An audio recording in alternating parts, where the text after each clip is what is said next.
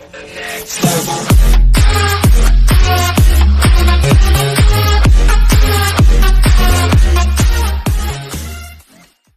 simple reason Princess Diana agreed to divorce Prince Charles.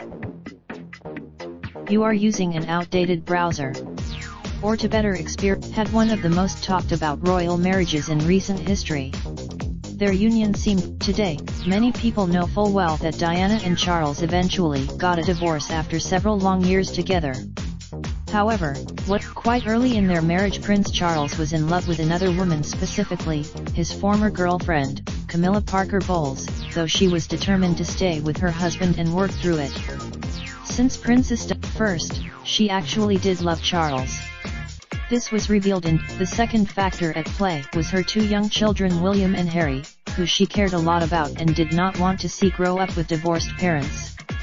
Diana grew up despite her strong wishes for her family and marriage to stay together. Princess Diana's attempts proved futile, although it was also partly due to the things she herself did.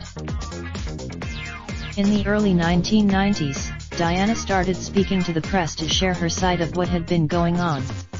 Notably, after all the negative press, Diana and Charles separated in 1992. However, Diana still did not stop speaking to members of the press. In 1990, the interview created a media frenzy, which was ultimately the final straw for the couple.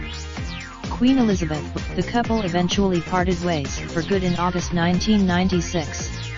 Reportedly, raindrop, drop top smoking, no cooking the hot pot. Fucking on your bitch, yeah, that. Looking up, open the park pot.